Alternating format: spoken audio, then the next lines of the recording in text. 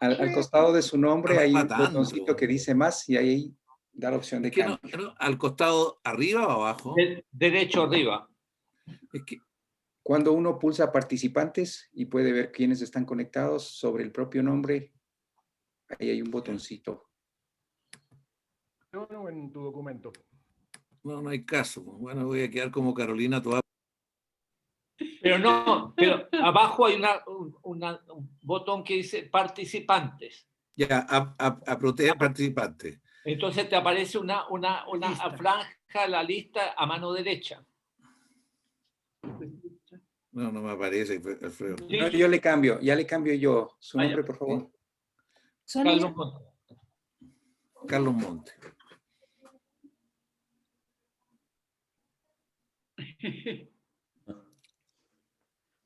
Sí, porque eso que hable dos veces, Carolina. Ahí Porque me estamos. pasaron el link, el mismo. Alex, tú haces la presentación y le pasas la palabra a Pedro Abramo y él me pasa a mí. Listo. Bien, se ha estabilizado ya, vamos a dar inicio. Apareció el... Empezamos con la grabación. Hola. ¿Dónde estás tú? Sí. Buenos días con todos y con todas. Bienvenidos a un nuevo webinar, La ciudad en los procesos constituyentes en América Latina. A continuación, unas pequeñas instrucciones de orden técnico. Por razones de seguridad y organización de la reunión, el público invitado, denominado en esta plataforma Zoom como participantes, no tiene opción de encender cámara y micrófono. Cuando requieran intervenir, les solicitamos por favor utilizar el botón de preguntas y respuestas. Dicho botón se encuentra ubicado en la parte inferior de los videos. Los panelistas pueden ir revisando sus inquietudes y en el segmento correspondiente al debate, la moderación dirá cuándo se den lectura a las preguntas y las correspondientes respuestas. Recordarles también que este evento está siendo grabado y transmitido por redes sociales. Posteriormente quedará a disponibilidad de todos. Doy paso a la moderación de la reunión para presentar la reunión. Adelante, por favor. Buenos días a todas y a todos. Empezamos la cuarta sesión del taller sobre el constitucionalismo urbano, la ciudad en los procesos constituyentes de América Latina desde una óptica comparada. Después de la presentación de los casos de Brasil, Venezuela, Bolivia, Colombia, hoy tenemos una sesión dedicada exclusivamente a Chile y al proceso constituyente que se inicia en Chile. Esta sesión tendrá la moderación y los comentarios de Fernando Carrión. Fernando, bueno, dispensa presentaciones. Fernando es una de esas instituciones latinoamericanas. Bueno, tiene una cantidad impresionante de libros publicados. Son 46 libros que Fernando editó, 18 como autor propio. Tiene 12 colecciones que organizó, 97 volúmenes publicados, un montón de premios para Fernando. Por tanto, es una de esas figuras que son un motor, un dínamo de la construcción de la utopía latinoamericana. Y este seminario le debe mucho la concepción de Fernando, de Alfredo y de Ana, que son los tres, digamos, que imaginaron ese ciclo de talleres que sigue.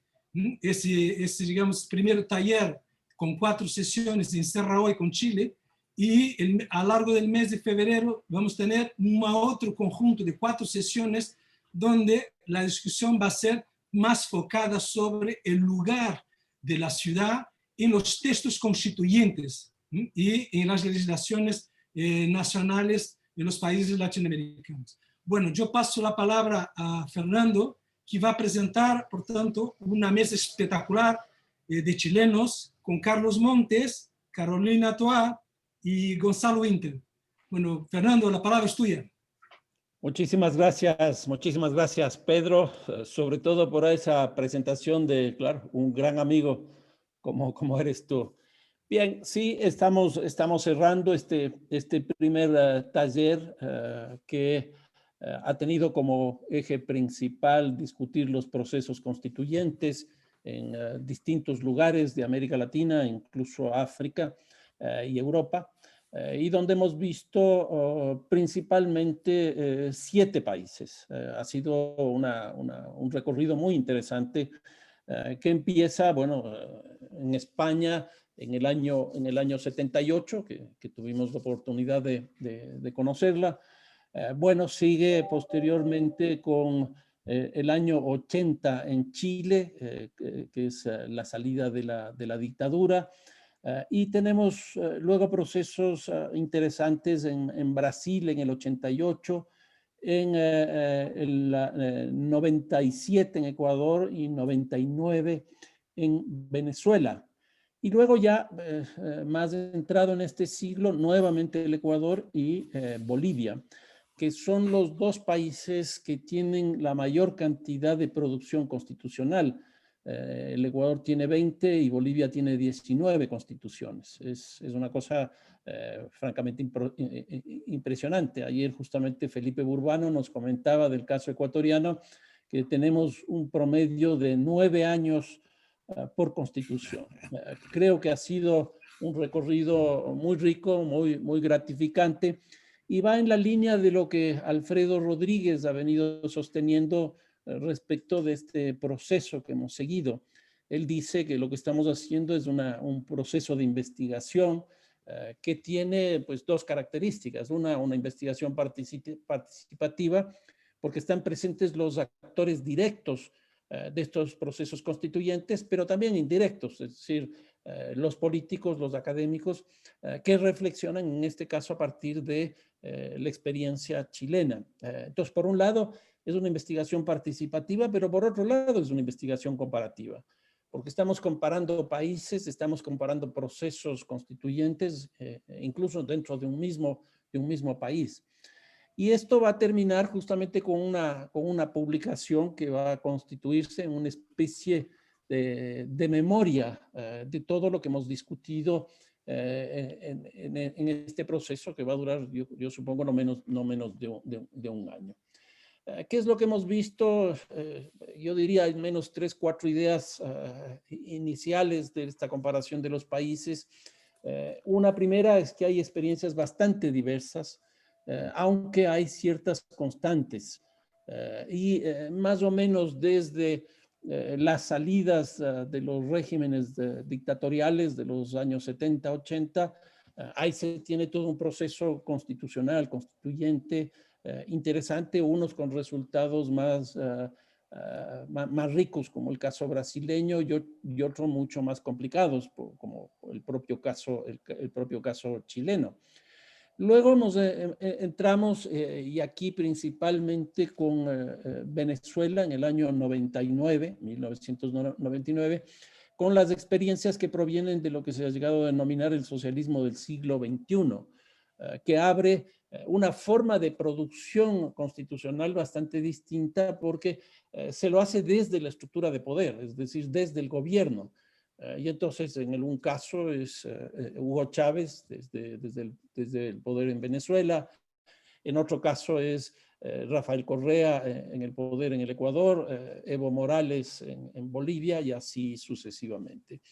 Y ahora da la impresión, vamos a ver si esto se consolida, sobre todo por la apertura que nos ofrece el caso chileno, que son las revueltas populares, que están teniendo pues cierta presencia recurrente en América Latina, con los casos en Venezuela propiamente dicho, en Chile, en Ecuador, Bolivia, Guatemala, etcétera, Perú, donde también se está planteando entrar en procesos constituyentes. Perú ya se plantea, Guatemala también se plantea. Nosotros en el proceso electoral que tenemos la primera vuelta aquí en el Ecuador el 7 de febrero próximo, es decir, más o menos en 15 días, de los 16 candidatos, 14 están planteando o reformas constitucionales o nuevas constituciones. En otras palabras, parece que en América Latina esto de los procesos constituyentes se va conformando como una cuestión esencial de de todos estos procesos. Una segunda cosa que también me ha quedado claro y que es interesante es respecto del poder constituyente, que también es bastante diversificado. Por ejemplo, en el caso de Brasil, la Constitución del 88 tiene un peso bastante importante del movimiento de la reforma urbana y de los movimientos sociales en general.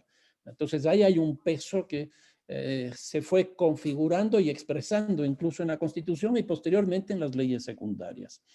En el caso de Colombia, una de las cosas que más nos llamó la atención es que es una constitución de consenso entre sectores pues, tan diversos como grupos guerrilleros, el caso de M-19, el caso del Ejército Revolucionario del Pueblo, de Quintín Lame, etcétera, que entran también en ese proceso en un momento de un nivel de violencia y de crisis política, pero llegan a acuerdos que finalmente se expresan en la Constitución. Y luego, bueno, están las que surgen desde los gobiernos, como veíamos hace un rato, el caso de Venezuela, Ecuador, Bolivia. Entonces, este poder constituyente, pues, tiene un poco esos caminos. Y todo ese poder constituyente también se institucionaliza, quizás a través de dos formas. Uno son los parlamentos existentes, los congresos existentes, y otro la constitución de asambleas, que en el caso de Chile, bueno, no lo llaman asamblea, sino una convención, que se eligen los representantes, las representantes ante ese organismo y son los que finalmente pues redactan la Constitución que posteriormente en muchos casos ha sido sometido a plebiscitos para que la población le dé legitimidad. Se ve claramente en el caso de Colombia reiterar lo interesante de la obtención de consensos, sobre todo en un país tan complejo con los niveles de violencia que tiene y el conflicto político-militar que existe, pero sin embargo llegaron a un consenso. La Constitución del año 91 es un ejemplo, fue presidido por, pongámoslo así en estos términos o entre comillas, el secuestrado, el secuestrador y el negociador, y llegaron a ponerse de acuerdo. Luego, el caso de Brasil, sin duda la movilización social ha sido un elemento importante, y en el caso del Ecuador, el peso de las nacionalidades indígenas. Esa es una característica, sobre todo en las dos últimas constituciones, la del 97 y la del 2007. En general, lo que se nota en los textos es que están inscritos, sobre todo los últimos, en lo que podríamos decir algo así como el nuevo constitucionalismo, donde aparecen por lo menos dos elementos de estos que se ha denominado el nuevo constitucionalismo. Uno, la ampliación de los derechos sociales, derechos colectivos, derechos de la población. Y eso se ve como una cosa recurrente en cada una de las constituciones, cada uno de los países en el tiempo. Conforme son más contemporáneas, pues hay mucho más derechos que se reconocen por los temas de identidad que han surgido con un peso bastante considerable. Y la otra característica es que son muy reglamentarias. Y esto, la explicación que más o menos yo he entendido de lo que nos han presentado, es por el peso de lo social, por el peso de los actores sociales, que justamente una constitución no es otra cosa más que un acuerdo político, un pacto político, y entonces frente a las necesidades de reafirmar las demandas, las reivindicaciones, pues se entra en una lógica de una constitución altamente reglamentaria. Y quizás una última observación que también ha surgido de forma clara es que la presencia de la ciudad es bastante débil en los procesos constitucionales. Nuevamente, yo creo que el caso del Brasil es el más importante porque tiene un capítulo respecto de eso, pero la mayoría de las constituciones que hemos tenido la posibilidad de revisar, la ciudad aparece de forma marginal y generalmente a partir de la distribución del poder estatal en el territorio. Y sobre todo las constituciones más recientes, las de la década de los 90 y de este siglo, que más o menos se han inscrito en los procesos de descentralización que en América Latina han surgido.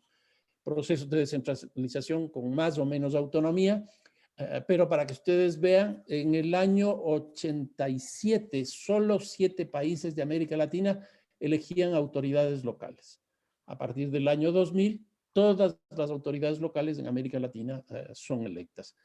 Entonces, si bien la ciudad en algunos casos aparece de forma explícita, no aparece con el peso que debería tener, y en otros casos que no aparece, pues simplemente como las constituciones se refieren mucho más al tema de la estructura de poder, pues se ve cómo el poder se expresa en los territorios. En este caso, bueno, vamos a entrar ya de forma directa a este debate que vamos a tener el día de hoy, que va a ser distinto al que habíamos tenido antes, porque principalmente lo que habíamos tenido antes eran dos expositores, uno por país y un comentarista. En este caso hemos visto que puede ser mucho más interesante tener 3 expositores de un mismo país, el caso de Chile, porque es el país que de alguna manera nos está planteando, por un lado, un retos a toda América Latina, pero por otro lado también América Latina puede de alguna manera pues, aportarle al proceso chileno.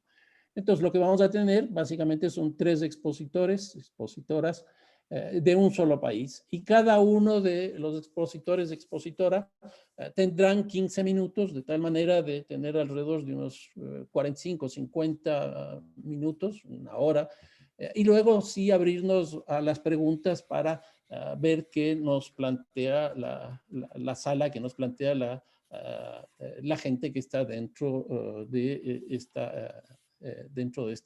este panel.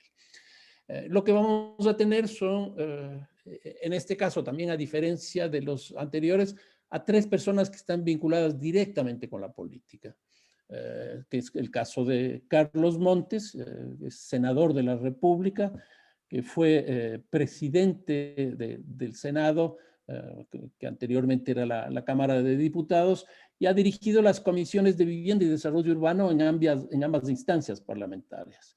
En otras palabras, es una persona que ha estado directamente vinculado con el tema político y obviamente también con la ciudad. Luego va a estar Carolina Toá, que es, bueno, doctora en ciencias políticas, ha sido también diputada, fue ministra del primer gobierno de Michelle Bachelet y alcaldesa de Santiago. En la actualidad es profesora de la Universidad de Chile. Y en tercer lugar tendremos a Gonzalo Winter, que es abogado y político, es diputado y ahora, y eso es una cosa muy interesante, preside la Comisión de Vivienda y Desarrollo Urbano de la Cámara de Diputados de Chile. Yo lo que les plantearía para empezar ya de manera inmediata, una pregunta. ¿Qué experiencias podemos recuperar de todo este recorrido que estamos haciendo y que probablemente ustedes también han hecho para colocar la ciudad en el debate general del constitucionalismo? ¿Qué es lo que tenemos nosotros en América Latina? Más o menos un 82, 83% de la población viviendo en ciudades, y la ciudad no está representada explícitamente en los textos fundamentales de carácter jurídico en nuestros países, es decir, las constituciones. Pero si América Latina tiene 82, 83% de población viviendo en ciudades, Chile tiene el 88%. Y entonces la mayor cantidad de población vive en las ciudades, y eso hace que sea totalmente distinto, por ejemplo, una experiencia que hemos estado también discutiendo en este grupo, del caso de la Constitución mexicana, que surge en el año 1917, luego de la Revolución Mexicana, que fue una reforma agraria y donde la ciudad no existe. Pero es una constitución que está vigente a pesar de los cambios que se han ido produciendo en el tiempo, sobre todo en la década de los años 80, con la introducción de lógicas neoliberales que condujeron, por ejemplo, a la modificación de la propiedad comunal, que es el ejido, y eso produjo cambios sustanciales en las ciudades mexicanas, como también obviamente en la estructura agraria colombiana. Entonces, yo les plantearía esto a los 3 expositores. ¿Qué experiencias podemos encontrar para recuperar o colocar la ciudad en el debate general que este rato se está llevando a cabo en Chile? Así que empezaríamos entonces con Carlos Montes. Te doy la palabra y esperamos escucharte. Muchas gracias, Fernando. Te saludo a Carolina, a Gonzalo, al maestro que tengo en esto, que es Alfredo Rodríguez, bueno, y a todos. Yo en primer lugar quiero decir de que la pregunta que tú nos haces, bueno, es la pregunta que nosotros venimos a respondernos en el diálogo con ustedes acá, porque la verdad que tenemos un gran desafío y una gran interrogante cómo vamos a lograr hacerlo. Pero el tema de la ciudad y de las ciudades no es un tema fácil para los chilenos. Por alguna razón, esto no está en la agenda pública con un peso y con una envergadura significativa. A pesar de que el suelo urbano, el sector inmobiliario y todo la ciudad como campo de negocio ha adquirido una creciente relevancia en el modelo de acumulación, especialmente lo que tiene que ver con el suelo. Y también tiene mucha relevancia en la desigualdad que tenemos nosotros y en la evasión tributaria particularmente, y en las características de la vida de las ciudades. Nosotros, si miramos los programas de los partidos, el debate en el Congreso, en los medios de comunicación y en las universidades, con excepción de los centros más especializados, el tema está débil, ¿eh? Tiene una débil presencia. Todo se concentra en los temas urgentes, el déficit de vivienda y los problemas de inseguridad, desde ahí, pero no necesariamente vinculado al sistema ciudad, al conjunto. Además, muchas veces un tema que está desligado del modelo de desarrollo, en fin. Todo un seminario como este, que yo desgraciadamente no he tenido la oportunidad de oír las distintas intervenciones, pero las voy a conseguir. Es muy importante conocer el debate político, cultural, los avances legislativos, la dinámica real en los distintos países. ¿Cómo poner la ciudad en la Constitución? ¿Qué debería estar en la nueva Constitución sobre ciudad? Creo que esto debe ser el resultado de un debate, pero yo pienso que hay dos dimensiones que hay que considerar. Primero, la utopía, la visión de la ciudad, que nosotros los chilenos necesitamos tener una visión de la ciudad, una utopía, y es muy importante que ese debate esté y quede expreso. Y a su vez los instrumentos y mecanismos necesarios para avanzar en esa dirección. Es cierto que la Constitución brasilera y el Estatuto de la Ciudad han influido en nosotros, o sea, están presentes en algunos de nosotros, al menos en mí. Respecto a la utopía, yo creo que la idea de ciudad justa, integradora, participativa, segura, verde, donde se promueve el pleno ejercicio de los derechos humanos y los derechos económicos, sociales y culturales, se amplían los derechos, y todo esto desde la dignidad de las personas, muy inspirado también en la Carta Mundial por el Derecho a la Ciudad.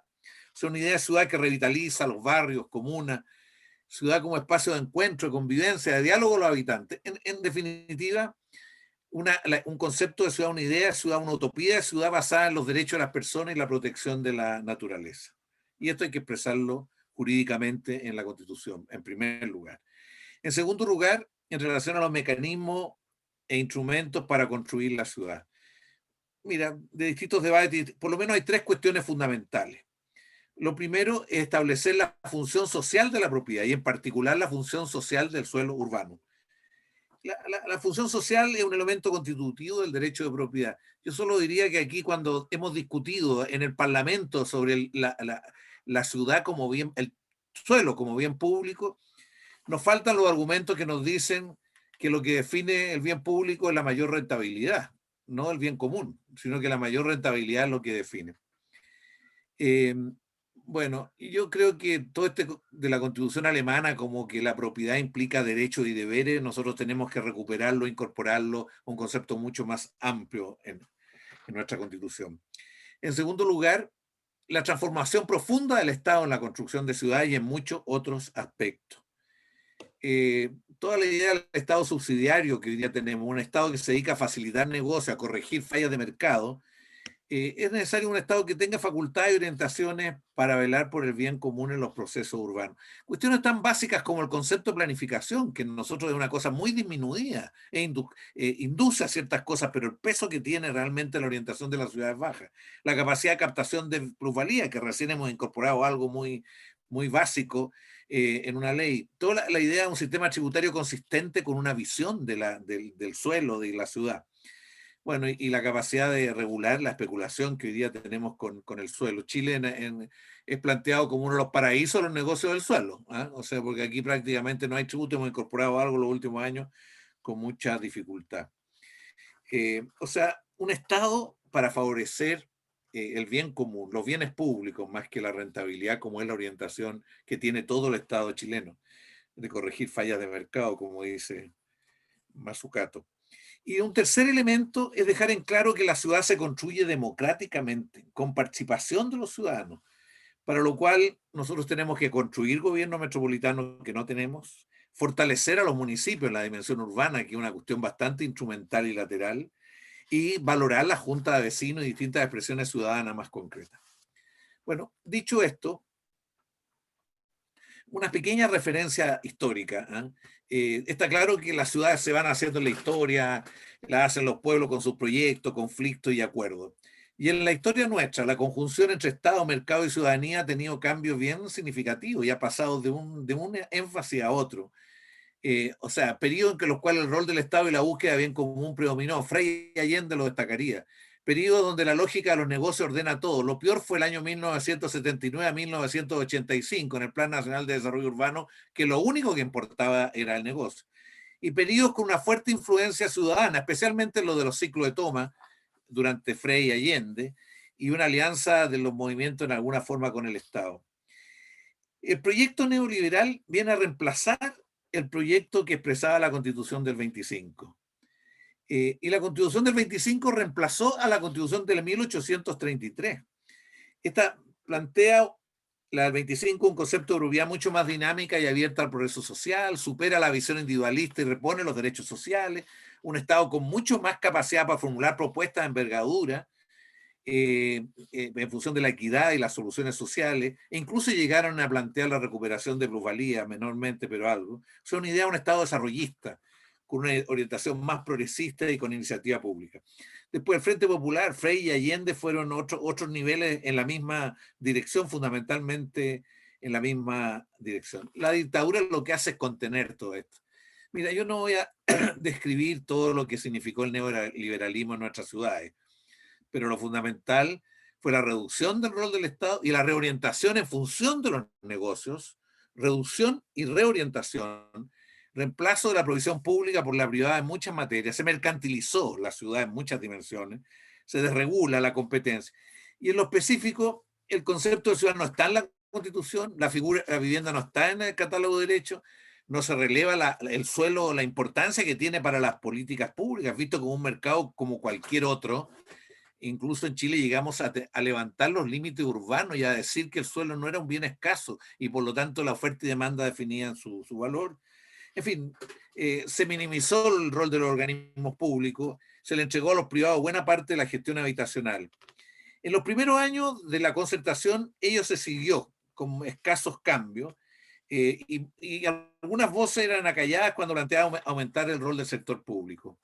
Aquí como el punto más complejo fue Rabinet, la gestión de un ministro que definitivamente entregó prácticamente todo y replegó el Estado solamente a dictar normas y a entregar financiamiento. Bueno, las consecuencias que tenemos en una ciudad mal planificada, con un déficit de viviendas cuantitativo muy fuerte y con un déficit de viviendas cualitativo también producto de los años de mayor debilidad durante la dictadura y el inicio de la concertación, los primeros años, hasta el 97. Bueno, yo creo que es muy importante en la discusión nuestra reconocer que las ciudades chilenas, de manera diversa unas ciudades con otras, pero han vivido cambios profundos. No son iguales, están dotadas de muchas cosas que no tenían. Y este periodo neoliberal deja una profunda huella en las ciudades. O sea, se generaron subcentros o suburbanización, se hace cada vez más polarizada y segregada la ciudad, se separan ricos de pobres de una manera extrema. Surgen, como dice Carlos de Mato, artefactos urbanos muy significativos, los núcleos empresariales. Tenemos una ciudad empresarial que se invirtieron $900 millones y tienen 100 edificios corporativos y esos están en otras partes de la ciudad. Centros comerciales, los shopping, los malls, hoteles 5 estrellas, centros de actividad, autopista urbana, automóvil se masifica y toda la tecnología de la información. Bueno, la lógica del mercado, la lógica de los negocios por sí sola fragmenta en múltiples iniciativas, no logra cuajar una mejor ciudad que no es ni siquiera preocupación, o sea, la segregación, la desigualdad, la discriminación son partes constitutivas. Yo quiero referirme al tema de la ciudad en la disputa con el neoliberalismo. Transformar la ciudad, la diversidad de ciudades es un desafío tremendo. El mercado, primero porque tiene su propia dinámica, su propia fuerza, porque ha representado dotar de nuevos instrumentos y de nuevos medios a la ciudadanía y hay una cierta visión de ello. Y la ciudad camina, la dinámica real camina en un determinado sentido que es muy contrario a la utopía que planteamos. La subjetividad de los habitantes del territorio en muchas ocasiones tiene aspiraciones respecto a los cuales los proyectos de cambio son contradictorios, hay una cierta contracultura, está muy naturalizado. El mall, por ejemplo, en la Florida entran al mes 2,5 millones de personas y es considerado un lugar de la convivencia, la sociabilidad, del encuentro. O sea, se han ido instalando ciertas visiones. Y por eso que es re importante pensar en alguna línea de acción y acumulación de fuerzas para transformar. Esto de la coyuntura, la nueva constitución y la convención están en el centro de la disputa. Y es una oportunidad para que la pregunta que nos hace Fernando pueda buscarse respuesta. Es una oportunidad para politizar la discusión de ciudad, para el derecho a la ciudad, ponerlo en el debate político como una cuestión que tiene relevancia y que articula muchas dimensiones, muchas luchas parciales, muchas aspiraciones parciales en una idea más de conjunto. Yo pienso que lo primero es asumir con fuerza la disputa cultural. Es muy importante dialogar, abrirse a pensar la ciudad de otra manera, desnaturalizar esto que tenemos, despertar la imaginación nuestra, la imaginación social sobre la ciudad. Y en un marco de construir propuestas constitucionales y otras índole. Son claves para esto las universidades y los centros de pensamiento. Lo segundo, la lucha social y política. Sin movilización y sin presión social será muy difícil producir cambios significativos. Y esto tiene que ver con formación dirigente, protagonismo juvenil, etcétera, cosas que ya se expresaron en todo lo que fue el estallido, llamado estallido social, pero que requieren vincularse a la ciudad también con una dimensión mucho más fuerte. Y participar en la convención. Y la convención se puede participar la ciudadanía desde afuera y desde adentro, los que sean electos, y desde afuera tener procesos de debate, de enmiendas, como fue en Brasil, enmienda a la Constitución, cuentas públicas, los constituyentes, o sea, socializar el proceso para poner los temas de la ciudad. Y yo creo que tenemos que tener más inteligencia en vincular las luchas específicas de vivienda con el suelo y planificación. Los comités allegados en los últimos años, en los últimos 2 o 3 años, han avanzado bastante en esta dirección. La seguridad con el funcionamiento de la ciudad. Seguridad es antes que nada un problema de desarrollo, no es solo un problema criminológico. Entonces necesitamos ver cómo, bueno, el transporte público ya se discutió mucho acá. Un tercer elemento en esta perspectiva, hay que influir en los partidos, las universidades, el parlamento y los municipios. Hay que interpelar con la importancia de la ciudad en la agenda pública, sacar al pizarrón a las instituciones. Es una cuestión muy, muy clave, sacar al pizarrón a las instituciones. Y finalmente, parece muy importante, lo hemos hecho, pero tenemos que hacerlo y con más profundidad vincularnos con experiencias de otros países. Esto de abrir nuestra imaginación, pensar de que es posible ciudades de otra manera, que es posible ciertos temas enfrentarlos de diversas maneras. O sea, confianza en que sí se puede cambiar la forma de construir ciudades. Para muchos que hemos estado por años en esto, son demasiados los años de iniciativa y la acumulación cultural y política no guarda relación con lo mucho que se ha intentado en distintos periodos. Pero a lo mejor hoy día se presenta por la iniciativa hoy día de los ambientalistas, la iniciativa de los ciclistas, los defensores de los barrios históricos, de los cabildos que se han dado en los territorios que normalmente piensan la política global y en algunos la política específica. En fin, hay un conjunto de dinámicas que se han dado en Chile que a lo mejor nos permiten pensar de que se dan condiciones para que en este proceso constituyente, en este proceso de construir constitución en todas sus etapas, en todos sus momentos, logramos darle un nuevo relieve, una nueva importancia a la ciudad. En ese marco yo valoro mucho este seminario, creo que es una oportunidad de poder vincularnos a las otras experiencias, a las otras realidades. Yo personalmente, bueno, además de leer sobre Brasil, estuve en Colombia en un debate sobre esto. Y la verdad que me sorprende mucho Colombia, es un lenguaje muy izquierdista, incluso el empresariado, de todo. La realidad parece que es distinta al lenguaje. Bueno, eso me recuerda mi exilio en México, que también era parecido. Entonces el problema, ¿cuáles son? Tenemos que entender mucho más a fondo lo que ocurre en cada uno de los países y a partir de eso poder de diseñar acciones. O sea, termino, tenemos un año en que este tema tiene un tremendo desafío, muchas posibilidades, exige mucho a muchos y el problema es encontrar la ruta, los contenidos, la ruta. A lo mejor es un periodo de lucha social, pero también de lucha cultural y despertar la imaginación nuestra de otras maneras respecto a otras formas de vivir la ciudad. Muchas gracias, Fernando. Parece que me pasé unos minutitos. No, no, perfecto, Carlos. Estuviste con el tiempo correcto. Y comentarte simplemente esta última cosa que dices, que esto va a durar por lo menos un año, pues nosotros vamos a acompañar ese proceso y vamos a tener múltiples discusiones. Una cosa que todavía no está en ninguna de las constituciones, por ejemplo, está todo el tema tecnológico, porque gran parte de las ciudades se están volcando ahora con el COVID con mucho más fuerza hacia las plataformas, que son las nuevas infraestructuras urbanas, que ya no son materiales, sino son más bien virtuales, remotas, etcétera. Muchísimas gracias por tu participación. Le doy la palabra ahora a Carolina Toá para que haga su exposición. Hola, muy buenas tardes. Quiero pedir un favor. ¿Me podrán avisar cuando me quedan 5 minutos? Yo te hago eso, ningún problema. Extraviar completamente. Ningún problema. Bueno, muchas gracias. Una alegría estar aquí, estar con Carlos, estar con Gonzalo, contigo, Fernando, con todos los que nos acompañan. Con Alfredo y Ana, que han sido efectivamente también para mí una inspiración. Aprovechando las cosas que dijo Carlos, yo voy a tratar de ponerme, seguir adelante, digamos, asumiendo y tomando como propio todo lo que él planteó, interrogar por qué toda esta realidad tan particular que hemos vivido en Chile, por la instalación de dispositivos institucionales, políticas públicas, normativas que consagran esta lógica tan centrada en el juego del mercado, tan centrada en el protagonismo del negocio, en el quehacer de muchos ámbitos de la vida, uno de ellos la ciudad, pero esto también está en la educación, está en la salud, está en la previsión, etc. Siendo cierto eso que dice Carlos y siendo parte esencial de nuestro problema, ¿hay alguna razón por la cual nuestra sociedad y nuestro mundo político ha sido mucho más alerta y se ha resistido y ha dado la batalla por cambiar este orden de cosas en estos distintos ámbitos? Sin embargo, en las temáticas de la ciudad, esa reacción ha sido muy tardía y ha sido muy insuficiente y conceptualmente muy pobre.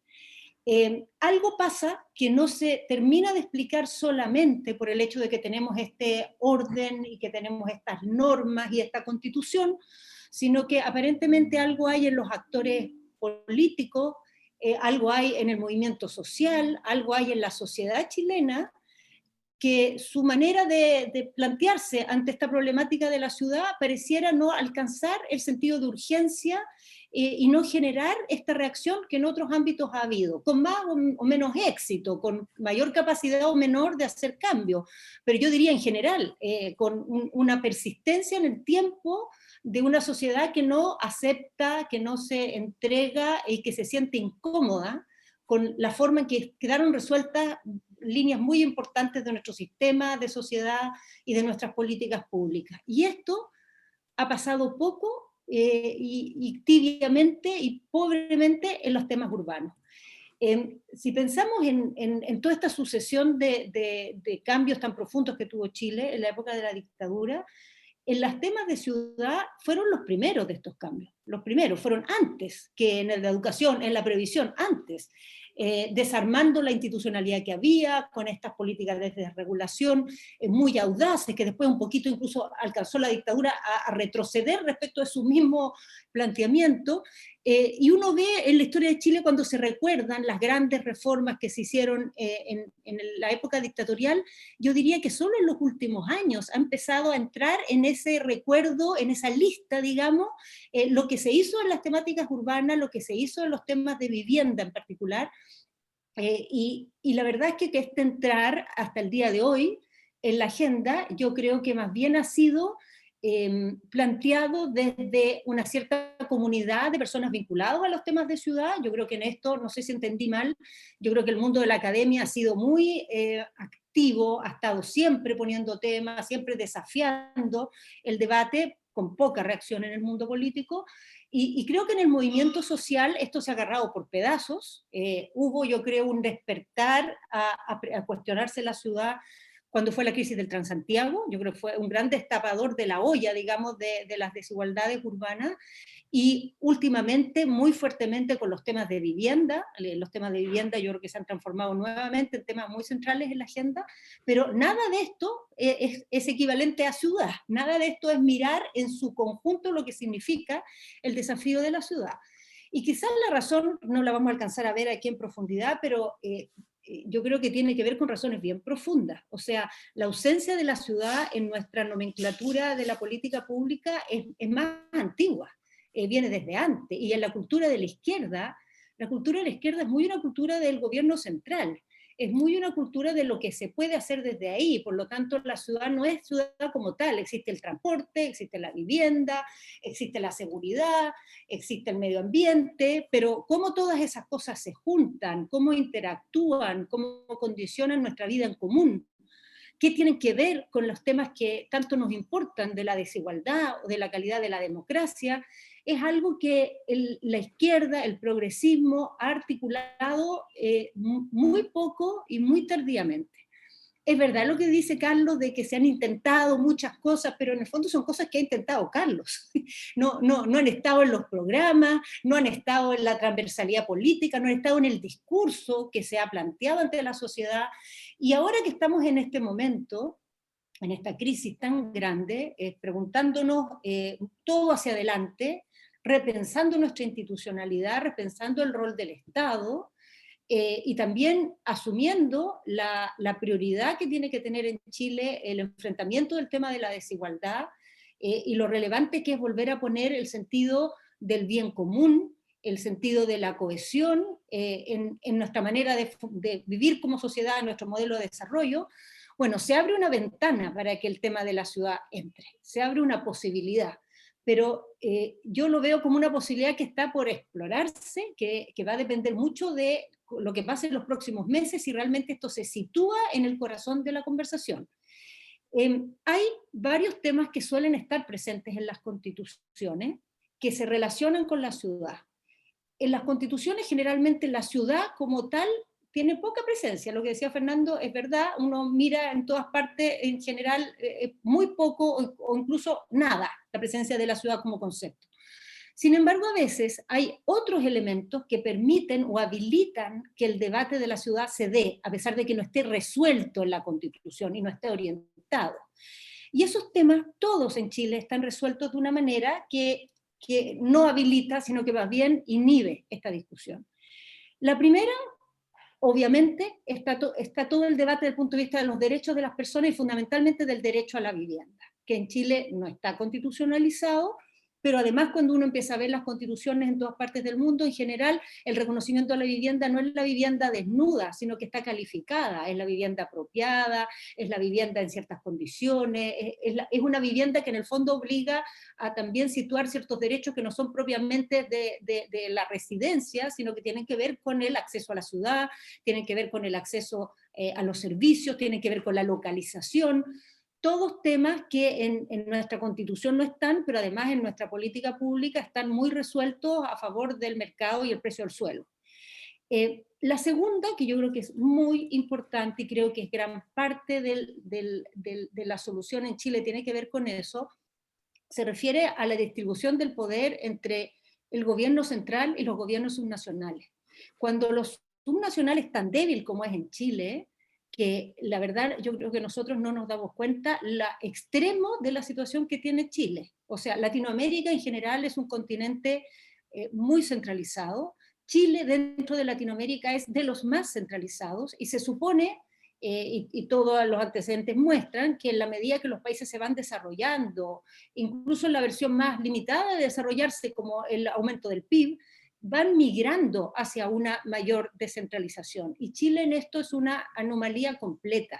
Cuando uno lo ve en relación a la región, el porcentaje de los recursos públicos que están en el ámbito subnacional, el porcentaje de la inversión, pero incluso temas tan, yo creo, escandalosos como la cantidad de dólares que tienen como presupuesto los gobiernos subnacionales en Chile, comparado en términos absolutos con la mayoría de los gobiernos de las realidades de la región, son inferiores o están de la media hacia abajo, siendo que Chile es de los países que desde el punto de vista de su PIB tiene una condición en la escala superior. Entonces Chile es un país muy centralizado y esto importa al final no solo en el sentido de que haya la posibilidad de tomar decisiones en los territorios, o este típico tema de acercar las decisiones a las personas, sino que importa especialmente porque los territorios ven las políticas de la ciudad de otra manera de cómo lo ve el gobierno nacional. En el territorio las políticas se ven como todas juntas funcionan y se articulan y caen sobre las mismas personas, caen sobre las mismas comunidades y caen sobre los barrios o los territorios. Eso el gobierno nacional no lo ve, no lo puede ver, no está en su estructura institucional la posibilidad de tener esa mirada, y por lo tanto los países en que hay un desbalance muy grande, la mirada desde el territorio desaparece. Y eso es lo que pasa en Chile. Y nuestra Constitución, en ese sentido, tiene hoy día un orden que consagra este centralismo y podría migrar hacia un orden distinto. Tercer tema que es fundamental, que nuestra Constitución toma, paradojalmente, pero lo toma de una forma tan blanda que tiene efectos nulos, es asumir la dimensión que tiene la desigualdad mezclada con el territorio y lo urbano. Nosotros tenemos una Constitución que hace mención a estos temas varias veces, la verdad. Aquí no le podríamos decir que no lo menciona. El tema de la redistribución, de la equidad territorial está nombrado. Pero está nombrado de una forma que no tiene dientes, por decirlo así. Porque si uno mira el Estado chileno y sus políticas, redistribuyen y tienen políticas a favor de la equidad, bastante. Si uno piensa, por ejemplo, el Fondo Común Municipal achica las diferencias entre los municipios de manera dramática, es un cambio del cielo a la tierra, pero después de hacerlo, sigue habiendo una diferencia que es escandalosa y que es inaceptable. Y esto es porque la forma en que está concebida la norma es para decirle al Estado, usted haga cosas a favor de la redistribución, usted haga cosas a favor de la equidad territorial, y quizás debiéramos migrar a una cosa distinta, que diga, usted asegure que el financiamiento es equivalente en todos los territorios. Usted examine todos los proyectos de inversión y encárguese de que sean adecuados desde el punto de vista de un criterio de equidad territorial. O usted garantice que las actividades que se desarrollan en el territorio económicas se distribuyan de tal manera que no caigan sobre las mismas comunidades todos los males, y que además los tributos de esas actividades vayan a parar a otro lugar y no se compensen en lo más mínimo. Cosas de ese tipo pueden tener más dientes, por decirlo así, que la forma en que está hoy día esto establecido en nuestra Constitución. Después hay toda una temática que Carlos habló ampliamente, y que reitero yo la relevancia que tiene, que es cómo está normado en nuestro sistema constitucional el tema de la propiedad, que es de los derechos el que tiene más protección, que tiene una serie de salvaguardas desde el punto de vista de los recursos con los cuales se puede activar su protección cada vez que se vea vulnerado, que tiene plantea una serie de limitaciones al Estado desde el punto de vista de la posibilidad de la propiedad estatal y desde el punto de vista de la intervención del Estado en el ámbito económico, que esto tiene impacto gigantesco en la ciudad, porque aquí se desarrolla, entre muchas otras, pero fundamentalmente un tipo de actividad que mezcla el mercado inmobiliario, que mezcla el negocio del suelo y que mezcla el negocio del crédito. Entonces, cuando hay mucha debilidad de cómo está regulada la propiedad y el rol del Estado, lo que hay aquí es, respecto a lo que pasa en el territorio urbano, es que se imponen las decisiones que se toman desde otra perspectiva. Y por último, un ámbito que es muy importante para también visibilizar y cambiar como este eje y poner el eje de la ciudad en la discusión, es el tema de la participación. Nosotros tenemos efectivamente algunos instrumentos de participación en el ámbito local que son, digamos, que abren posibilidades para desarrollar estas prácticas, y en realidad en nuestra legislación un gobierno local que quiere ser participativo puede serlo, no está impedido, pero no está tampoco estimulado, no está estandarizado, no está exigido, y esto es importante no solamente en el sentido de que la voz de las personas sea considerada y sea parte de las decisiones, sino que creo que también tiene una importancia estratégica desde el punto de vista más de nuestra crisis política y de por dónde vamos a poder regenerar ese tejido de la participación, de la confianza en las instituciones, del vínculo entre la política y la ciudadanía que está tan fracturado, y ahí hay un germen de posibilidad, porque a pesar de toda la crisis que hemos tenido, algo que a lo mejor nuestro público que no está en Chile no lo sabe, es que la crisis política que hay en Chile, en que todas las instituciones están en el suelo, en que la Tienes 2 credibilidad... minutos, Carolina, 2 minutos. Ya, en que la credibilidad de parlamentos, partidos, gobiernos está toda destruida, en el ámbito de los gobiernos subnacionales hay un germen de una dinámica diferente, hay más bien una valorización, hay un espacio de confianza como que no solo ha resistido, sino que más bien se ha fortalecido en el contexto de esta crisis. Entonces, apostar ahí a poner un esfuerzo de crear nuevos instrumentos para la participación nos puede ayudar como a regenerar todo nuestro tejido democrático. Yo creo en definitiva que hay muchas herramientas que se pueden tomar para cambiar esta condición de invisibilidad de la ciudad. Bueno, el otro tema es propiamente la ciudad, que la ciudad sea nombrada, que la palabra ciudad exista, más no sea para decir hay ciudades en Chile, cosa que nuestra Constitución no solo nos dice, sino que la legislación tampoco. En la legislación la ciudad no existe, nuestro orden administrativo tampoco, como escala relevante para la política pública, para pensar el desarrollo, en fin. Entonces decía que estas peleas son peleas que va a haber que dar en el debate constituyente, todas ellas son importantes. La combinación de que todos estos temas no estén tratados o estén tratados de la manera que relaté, hace también desaparecer muy fuertemente la mirada de la ciudad en el debate político, en las políticas públicas, en la manera en que enfrentamos nuestros problemas. Y creo yo que lo que nos debiera más alentar de todas las dimensiones que esto tiene, que son infinitas, es quizá entender que viviendo la mayoría de las chilenas y los chilenos en ciudades, el hecho de que tengamos ciudades tan desiguales, el hecho de que tengamos ciudades donde el espacio público, que a diferencia de otras cosas, no las hace ni el mercado, ni las inmobiliarias, los hace el Estado. Porque las luces en las calles, las veredas, las aceras, las pistas las hacen todas el Estado, las hace políticas del Estado y las hace hoy día consagrando unas desigualdades que son impresionantes. El hecho de asumir esa área como un ámbito crítico para construir un camino que habilite una convivencia de respeto, una convivencia de ciudadanos que se ven como iguales, una convivencia donde las personas no sienten que por su bolsillo son ciudadanos de una categoría diferente, tiene en la escena del espacio público y de cómo son ahí tratadas las personas, de vivir en la misma ciudad y no en ciudades paralelas que no se tocan en ningún momento, quizá eso es uno de los elementos fundamentales de sanar nuestro sentido de sociedad, de sanar nuestra idea de que estamos todos en el mismo barco, ¿no? Y no hay un barco en que algunos reman y otros arriba de la cubierta están en una fiesta diferente. Entonces creo que es para nosotros una posibilidad que va más allá de resolver los temas urbanos, el instalar la ciudad en el debate. Creo que no va a ser fácil, porque como aquí dijo Carlos, las resistencias que hay a esto son gigantescas, pero al mismo tiempo, hace ya algunos años que en la sociedad estos temas empiezan a remover y creo que ya es hora que empiecen a remover también en la política y de consecuencia también en nuestra futura constitución. Muchísimas gracias, Carolina. Me quedo con una de las últimas planteos que tú haces y me llama la atención que la ciudad exista. Me parece súper interesante y como que habrían dos formas de existencia de la ciudad en tus palabras. La una, que existe en el debate, que me parece que es fundamental, porque esa es una forma de dotarle precisamente de existencia. Y la otra es que existe en la Constitución, y no solo a través de cuestiones periféricas, marginales, sino explícitamente que aparezca la palabra.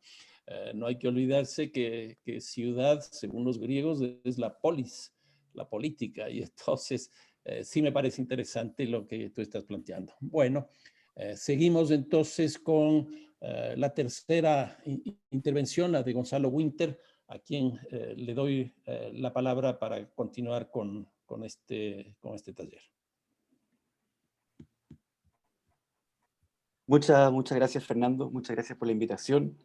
Está muy interesante la discusión. Quiero saludar además al senador Montes, a Carolina, que lo he escuchado con mucho gusto e interés. Y también entiendo que está Ana y Alfredo conectados, que son como decirlo, dos personas que han aportado muchísimo al debate, son dos referencias ineludibles para quien intenta aproximarse al debate de la construcción de ciudades en Chile. Como entiendo que esto no está hecho para... perdón, quiero agregar que también quiero que se me avise cuando me quede tiempo, porque cuando uno le dicen que hable 20 minutos, uno siempre dice, no voy a hablar 20 minutos, como tanto, pero uno igual termina hablando la cantidad de tiempo que haya. Así 2 que, minutos antes de que termines te aviso. o cinco para, Cinco. para poder editar a escala. ¿Ya? No, como entiendo que esto está hecho para un público no chileno, me gustaría hacer entregar alguna información político-constitucional que es necesaria, que es un contexto que para un chileno es muy básico, pero que para quien no está en Chile es muy necesario para entender en dónde se da la discusión. La primera es que la constitución actual chilena, que data de 1980, discutida en 1979, aprobada y sancionada en 1980, no es como la anterior constitución chilena, la de 1925, el resultado de una pugna de poderes que llega a un cierto nivel de equilibrio, aún en conflicto, sino que es una constitución escrita en un contexto del triunfo aplastante, militar, definitivo, de un actor contra el otro, contra su adversario. Es una constitución de los vencedores, es una constitución que anula y hace que deje de existir el vencido. Eso es extremadamente importante para entender el contexto. Solo por poner una forma gráfica de entenderlo, cuando esta constitución se discute, yo creo, no estoy seguro, pero que Carolina y Carlos no tenían permiso para entrar a Chile, por ser dos potenciales focos de terrorismo. No sé si alcanza con los años, pero... Era un poco chica yo para ser terrorista a esa altura. No, pero entiendo que estaban en el exilio cuando esto ocurre. Sí. O sea, las dos personas que ustedes han escuchado hoy día no podían entrar a Chile por ser focos de terrorismo. Ese es el contexto en que sale la Constitución, no es el resultado de una pugna de poderes que encuentran un equilibrio, sino definitivamente el triunfo de un sector y de una ideología muy clara, con un proyecto político muy claro sobre el otro. Estamos hablando del boom del neoliberalismo, estamos hablando de un periodo en que Milton Friedman pasea por Chile y en un periodo en que están prohibidos los partidos políticos y los militares resguardan las calles durante las noches. Y es bien importante entender eso para entender qué constitución tenemos. ¿Por qué? Y voy a ir de lo más abstracto a lo más específico durante este rato. Porque el derecho a la ciudad, como tal, es un derecho que tiene un problema epistemológico para los neoliberales, porque el derecho a la ciudad es esencialmente un derecho colectivo, es esencialmente un derecho social. Y cuando digo derecho social, no me refiero a la definición de derechos sociales, que lo pone como sinónimo de derecho universal, porque los derechos universales pueden ser individuales. Por ejemplo, el derecho a la alimentación puedes entregárselo a toda la sociedad, pero que cada uno lo satisfaga individualmente. El derecho a la ciudad definitivamente es colectivo. No se puede ejercer la ciudad en solitario. Y por eso es que para el momento del boom neoliberal en que pretende construir una sociedad, construir una ciudadanía, construir una mentalidad en torno al extremo individualismo del momento neoliberal en que es escrita nuestra Constitución, el derecho a la ciudad es muy difícil de digerir, porque, insisto, es esencialmente colectivo, esencialmente social. Y el derecho a la ciudad vive una situación en Chile bastante ambigua, porque durante el llamado estallido social o la revuelta de octubre, como se le quiera llamar, en las encuestas no aparece en el primer lugar. No aparece en el primer lugar, a pesar de estar en un boom de debate, pero sí aparece en el malestar ciudadano para quienes ejercemos la labor de representar dolores de otras personas, o intentarlo, aparece permanentemente. Y ahí quiero poner varios ejemplos que son importantes. La revuelta social de Chile comienza o tiene su rompimiento definitivo con la quema del metro, el tren subterráneo.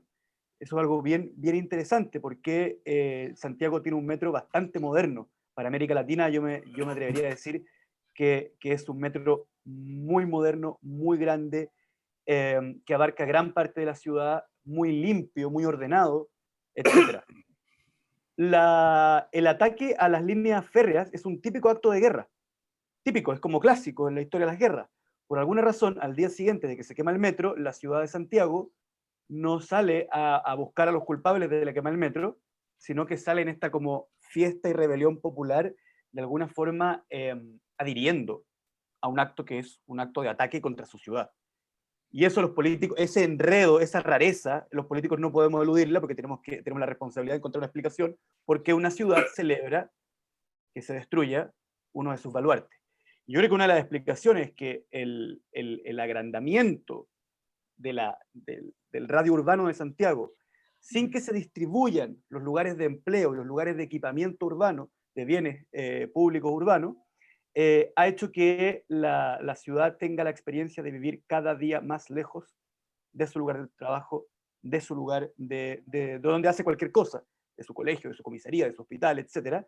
Y por lo tanto, el santiaguino se la pasa viajando dentro de la ciudad. Y la respuesta que ha dado nuestro urbanismo durante muchos años fue más metro es más integración, cuando en realidad llega un momento en que no quieres pasar toda tu vida viajando. En el metro la gente va muy hacinada y por eso creo que es parte de la rabia. Además, el hacinamiento y el nivel de allegamiento en que viven muchos chilenos y chilenas aflora como un problema fundamental en las encuestas que son acerca de ese tema.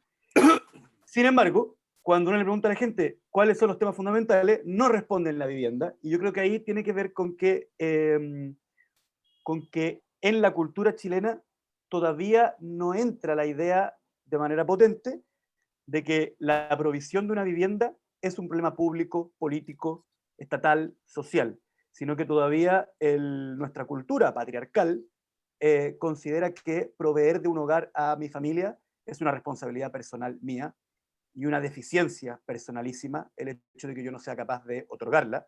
Por lo tanto, cuando le preguntan qué problemas políticos ve, la gente no dice la falta de vivienda, y cuando uno le pregunta cuál es el problema más grave de su vida, sí te responde la falta de vivienda, porque lo ve como un problema de su vida y no necesariamente como un problema político constitucional. Por lo tanto, escribir en la Constitución que la vivienda es un derecho ya es un triunfo, y ya es un triunfo para generar un cambio cultural que resulta fundamental. Otro elemento de contexto que creo que es importante es que en Chile el poder del gremio inmobiliario es bastante importante. Hay una agrupación llamada Cámara Chilena de la Construcción que existe desde la década del 50, que es el verdadero protagonista de la construcción de la ciudad en Chile, mucho más que el Estado de Chile. Puedo estar exagerando en esa frase, les pido que la dejen con un asterisco, así como puede ser exagerada, pero yo me atrevería a decir que si analizamos los últimos 70 años, la Cámara Chilena de la Construcción ha tenido un rol más importante que el Estado, o al menos que los gobiernos, en la construcción de la ciudad en Chile.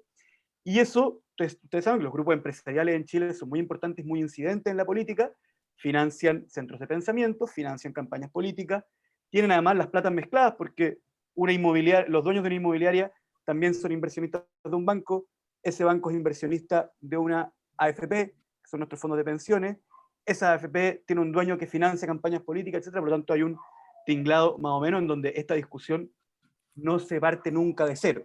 Nunca decimos, uy, hablemos de ciudad y vamos a ver qué se nos ocurre. Sino que siempre, desde el momento en que pones el tema, hay una pugna de intereses. Local. ¿Cómo? Lo que hace interesante la política. Ahora, ¿en qué momento nos encontramos con respecto al derecho a la ciudad? A pesar de esto... Perdón, último elemento de contexto sobre la Constitución chilena, algo bien importante para señalar que es la Constitución de los vencidos, o sea, de los vencedores, es que es muy difícil en Chile señalar quién ha gobernado en los últimos años. La Constitución del 80 constriñó tanto el debate político que en el Congreso en Chile se escucha todos los días a alguien de derecha decir, por ejemplo, cuando uno dice que las cosas están bien, o cuando ellos quieren señalar que están bien, dicen, este es nuestro modelo que durante 30 años le ha traído éxito a Chile. Cuando uno lo convence de que algo está mal, te dice, bueno, es el resultado de 25 años de gobiernos de izquierda. Y la verdad es que la Constitución chilena amarró tanto a la política entre 1990 y el 2000, que es imposible asignarle responsabilidad con claridad a un sector político acerca de lo ocurrido esos años. ¿En qué contexto nos encontramos ahora? Está aumentando el déficit de viviendas, después de una baja del déficit importante en los años 90, aumenta el porcentaje, esto es muy importante, aumento del porcentaje del sueldo, del ingreso de los chilenos que se gasta en materia de vivienda, ya sea en crédito hipotecario o en arriendo. Es decir, cada vez más parte del fruto de mi trabajo se va en vivienda, aumento del allegamiento, que es como le decimos en Chile, a, no sé cómo se dirá en otros países de Latinoamérica, pero a una persona que vive en una casa que no considera su casa, siendo una persona adulta, sino que vive con el vecino, con el pariente, etc. Y al mismo tiempo, tenemos un aumento muy radical de la cantidad de inmuebles que se venden para inversión. Hoy día el 50% de los inmuebles que se construyen en un año en Chile son para una persona que está invirtiendo en él, y no me refiero a invertir por una vida mejor, sino que me refiero a invertir para, es decir, el que construye sin tener ninguna intención de vivir ahí jamás, ni de conocer el departamento o casa que ha construido, sino solamente ponerla en arriendo. Y aumento también bastante importante de la participación del sector financiero en la compra y en el negocio de comprar y vender terrenos. Me falta el número 2. Me falta una página, acá está. Ya. Quedan 5 minutos. Perfecto. Creo que esto requiere un cambio en nuestras políticas públicas que tiene que ver con la Constitución, en donde creo que hay que partir por volver al rol público en la construcción de ciudad, y ese rol público, lo quiero decir con toda claridad, tiene que entregar herramientas al Estado. En otra vuelta podemos hablar de cuáles herramientas, para tener algún tipo de protagonismo, control y eventualmente elemento expropiatorio para los suelos. Hoy día el gran problema que tenemos es que durante los años 90, como les decía, se avanzó mucho en construir casas, pero a través de un sistema bancarizado, a través del voucher, a través del subsidio a la construcción, y eso hizo que fuera el mercado el que determina los lugares para construir, construyendo los lugares más baratos, sin equipamiento, y eso fue un círculo vicioso porque la falta de equipamiento hizo que vivir en los lugares centrales fuera más caro y vivir en los lugares alejados fuera más barato. Y hoy día el Estado no está pudiendo, y esto es bien importante, el Estado de Chile no está pudiendo comprar terrenos porque no puede pagar los precios. Porque es tan buen negocio comprar terrenos que los precios son exorbitantes, y cada vez que el Estado no puede comprar un terreno, la familia que iba a acceder a esa vivienda social finalmente igual termina yendo al banco. Por lo tanto, el mismo banco que compró el terreno termina ganando con el problema que ellos mismos han producido, y esa es una vuelta que el Estado tiene que intervenir cuanto antes. Para poner un ejemplo bien concreto, en Chile, en nuestro Ministerio de Vivienda, no existe una persona que esté encargada de buscar suelos para el Estado. No existe ese trabajo, no existe esa oficina. ¿Quién es la persona que está mirando terrenos de parte del Estado de Chile? Son los mismos comités de vivienda que se organizan para comprar una casa, los que van viendo terrenos. Por ejemplo, bueno, Carlos ha jugado un rol fundamental ahí, porque como lleva 30 años juntándose con comités de vivienda, ha escuchado lo que los comités le dicen acerca de, mire, tenemos visto un terreno por ahí que no sabemos de quién es, y eso hace que en la cabeza de un senador termine generándose el mapa de la ciudad a través de la demanda que escucha. Pero eso no es la forma en que debería ocurrir. Obviamente que el Estado de Chile debería tener una oficina que planifica la compra de terreno. Tercer punto importantísimo, extraer plusvalía, extraer valor de los terrenos. Acá hay una cosa muy rara en nuestra discusión, que es que cuando se habla de comprar terreno para construirle casa a los pobres, el suelo es un gasto, carísimo. Pero cuando el banco quiere comprar suelo para hacer inversión, el suelo no es un gasto, el suelo es una inversión riquísima. Entonces, tenemos que generar políticas públicas que nos permitan que el Estado extraiga valor del suelo que tiene, ya sea con impuesto a la plusvalía, porque muchas veces los bancos compran, lo dejan 10 años, se construye el metro, se construye ciudad, etc., y simplemente lo dejan en gorda y aumenta su valor por la producción estatal o por la producción de ciudad, o, en segundo lugar, con cosas mucho más concretas, mucho más sencillas, como que los edificios de viviendas sociales puedan tener, que están muy bien localizados, puedan tener negocios comerciales de manera generalizada, ¿ya? Penúltimo, la integración urbana. La integración social y urbana es un debate que se ha dado en Chile, pero lamentablemente solo se ha dado en un sentido, y este es el debate más bonito que hemos tenido en Chile en el último tiempo, que es si se quiere llevar a los pobres a donde está la ciudad bien equipada, o si se quiere llevar el buen equipamiento de la ciudad a donde efectivamente vive la gente. Hoy día nuestro gobierno, que tiene todavía un eje marcadamente neoliberal, comprende que la integración social solamente es encontrar mecanismos de mercado, de incentivo a la provisión privada, para que pueda llevar personas de escasos recursos a vivir en lugares bien equipados, lo cual, a mi juicio, está bien hacerlo como complemento, pero como política general es un saco roto, porque vas a permitir, o sea, porque vas a perpetuar el hecho de que haya lugares bien equipados, caros, y lugares mal equipados, mal equipados baratos, y por lo tanto la segregación y el problema del precio del suelo permanece. Y lo último, lo mencionaba Carolina, que tiene que ver con los gobiernos locales. En Chile quiero contar dos anécdotas, y con esto sí que termino, aquí está el final, aquí al final, lo prometo. Claro, nosotros tenemos un fondo municipal que redistribuye entre comunas, y redistribuye mucho, y aún así el resultado es tremendamente desigual. Les voy a contar una anécdota genial. Joaquín Lavín, que es el alcalde de una de las comunas más ricas de Chile, y un candidato presidencial bien aspectado en la encuesta, que es muy bueno para hacer cosas muy espectaculares que tienen nulo impacto real como diseño de políticas públicas. Solo por poner un ejemplo, una vez, para acabar con la contaminación, roció agua con un avión arriba de su comuna, para que se hagan una idea de qué estamos hablando. Cuando vino el estallido social y se dijo que la desigualdad era uno de los problemas más fuertes para los chilenos, un día fue a una de las comunas más pobres de Chile a entregar a título gratuito, o sea, regalar, si se quiere, $1,5 millones de dólares, porque sí. Dijo así como, bueno, he estado leyendo que a la gente le molesta mucho la desigualdad, por lo tanto he traído $1,5 millones de dólares de mi comuna para regalarle a otra comuna.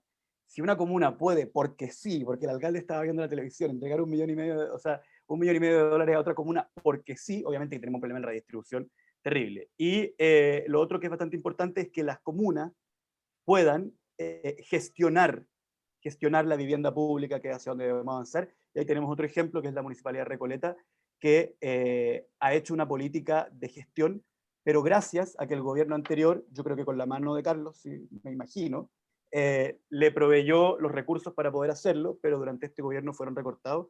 Y yo creo que el hecho de que el sector inmobiliario pueda competir con los municipios o con entidades públicas en la provisión de una vivienda pública accesible y digna, le hace muy, muy, muy bien a nuestra provisión de ciudad.